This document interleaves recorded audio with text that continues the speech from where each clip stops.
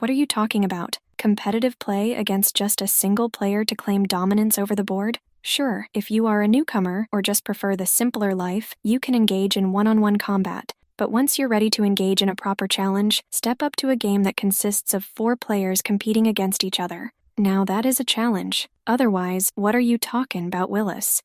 Greetings and welcome back to Checkpoint Gaming, Chess. With this episode, we will be going over Chaturaji. With Chaturaji, it is a 4-player game that has similarities to that of Chaturanga, chess, shogi, and other variants of chess, and can also be known as chupat. Although it was at one point considered to be the ancestor of Chaturanga, and thus the progenitor of all chess-related games, this 4-player variant is now considered to be a later development of the game. A part of the confusion can stem from the fact that some people know this 4-player version as Chaturanga, while others know it as Chaturaji. For purposes of this series, we'll be referring to it as Chaturaji. And since the writer of this series minored in history when he was in college, a part of him is interested in hearing the debate surrounding this matter. He's also a lawyer's son, so that has encouraged him to enjoy a good intellectual debate over a subject. With all of that said, Chaturaji is a very long-lived game with evidence of its existence found as far back as the 11th century CE, with it being described by the Iranian scholar and polymath Abu Rajhan Muhammad al-Biruni around 1030 CE. A reference to the game possibly exists within the Indian epic Mahabharata, which is one of the 2 major Sanskrit epics that are in existence. With the word Chaturaji, it means 4 rajas, or 4 kings. With each army that each player controls, they're color-coded with the original version, possessing a level of chance to it, as seen with the fact that the pieces that are to be moved are decided by the roll of the dice, thus giving the game an element of luck to it. But with that said, there are variants to the game that are played without dice. In addition to this, the objective of Chaturaji is to not put the king of the other players into check, but to engage in capturing and ransoming. This is done in order to score points with the player that accumulates the most points being deemed the winner. Although a variant to the game is to see the killing off of the opponent's pieces, we'll be approaching the game from the position of scoring points being the means of winning the game. When setting up the game, an 8x8 square board is used with some squares being marked, although this isn't mandatory since a regular chessboard is able to be used. Each player also gets 8 pieces that are of the same suit and consists of a ship, a horse, an elephant, a king, and 4 pawns. Some sources list the ship as being that of a boat, but for purposes of this series, we'll be referring to it as a ship. With the ownership of horses and ships, they can be determined by their orientation upon the board.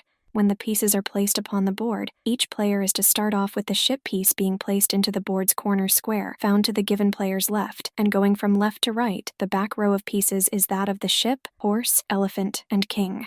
With the placement of the pawns, it is upon the player's second rank, thus found in front of their back rank. If playing the game in teams, the teammates will sit across from each other with their respective pieces found diagonally from each other. With the color set of the pieces, they consist of red, yellow, green, and black, and if playing as teams, red and yellow team up while green and black team up.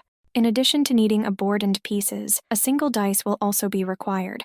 Although an oblong dice is traditionally used with each side bearing that of 2, 3, 4, and 5 upon it, a 6-sided die is able to be used with only a roll of 2, 3, 4, and 5 being recognized with a roll of 1 or 6, causing a re-roll to occur. With the roll of the die, it is to dictate the movement of the pieces upon the board. And when throwing the die, players are allowed to throw them in the air, followed by catching them with the hope of gaining some level of control over the outcome. Since humanity typically doesn't like the idea of not having some level of control over their life, it's understandable that this rule has been added to the game.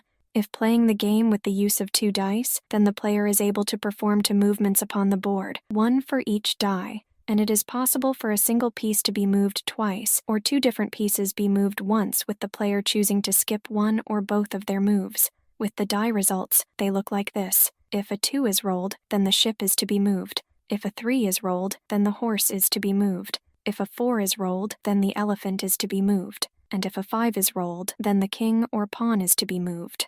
But if a tetrahedron die is used, then subtract 1 from each of these values with a 1 moving the boat, a 2 moving the horse, a 3 moving the elephant, and a 4 moving the king or pawn.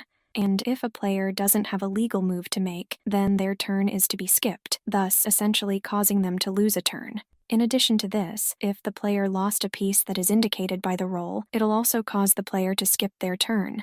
In order to determine who will be going first, each player is to roll a die with the player who rolled the highest value being player 1. But if 2 or more players roll an equal value when it comes to that of the highest value, then a roll-off is to occur to see who will be going first. From there, play is to move in a clockwise direction around the board. When it is the player's turn, they will move a single piece to another square upon the board which can possibly see the capturing of an opponent's piece. With the moving of the pieces, they consist of the following. With the ship, it is able to move 2 squares diagonally in any direction, and being able to jump over any intervening pieces as it does this, regardless of if they're friend or foe. With the horse, it is able to move 2 squares either vertically or horizontally, followed by moving 1 square over, thus creating a right angle in an L-shaped pattern. As it does this, it's able to jump over any intervening pieces.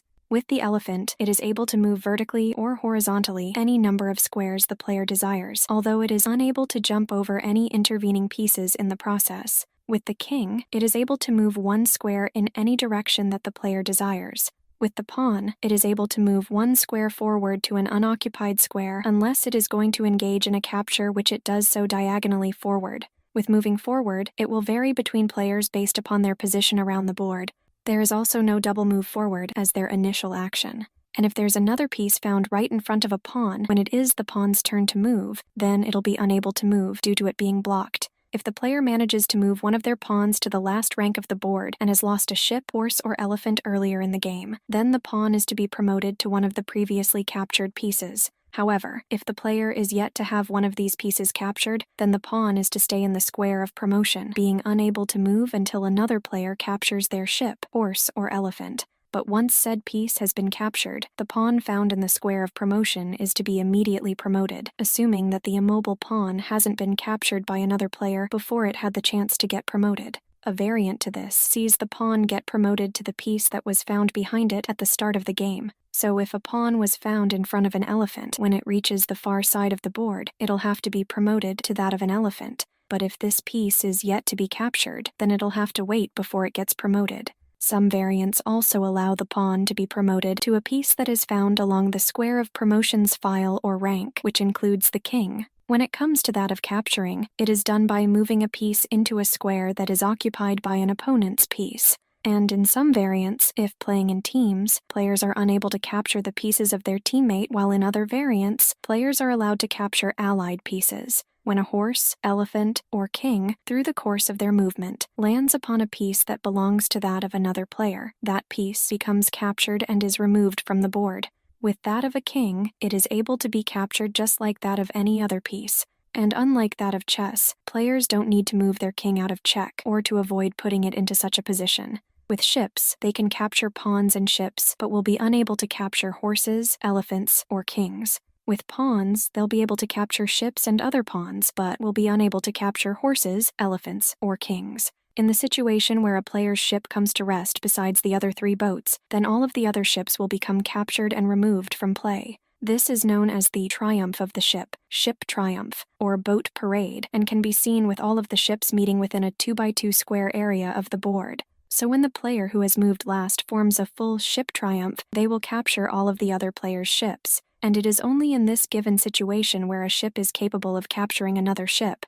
If playing in teams and a player lands their king within the starting square of their allied king, then said player is said to have gained the throne. When this has been accomplished, they'll take control of their ally's army, which allows the player to move either their or their allied pieces when they perform the movement roll. But if the player's king lands on the starting square of an opposing player, they'll be unable to take their throne, thus allowing the opponent to continue moving normally. When it comes to that of team play, if one player from each team captures the king of the enemy, then the capturing players can agree to perform an exchange of kings, where the captured kings are returned to their owners and then placed onto their starting square if possible. But if they're not able to place their king upon its starting square, then they're to put it as near to the starting square as possible. And if a player manages to capture both enemy kings in team play, then said player can demand the release of the king of their ally. If the opposing players agree to this, then the ally king is to be placed upon the board as described earlier. In the situation where a player only has a ship and a pawn left upon the board, then the pawn is considered to be privileged, which allows the pawn, once it reaches any square found upon the board's edge, to become any piece of the player's choice once reaching the square of promotion.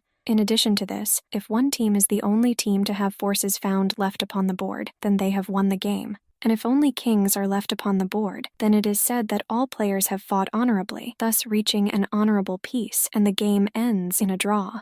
As addressed in the previous episode, the objective of the game is to score the most amount of points, not to defeat the king. And if one looks throughout human history, just because a king has been captured, killed, or defeated doesn't mean their side has lost the battle. So with the earning of points, it is done through the capturing of the opponent's pieces. With the capturing of a pawn, it is worth 1 point. With the capturing of a ship, it is worth 2 points. With the capturing of a horse, it is worth 3 points. With the capturing of an elephant, it is worth 4 points. And with the capturing of a king, it is worth 5 points.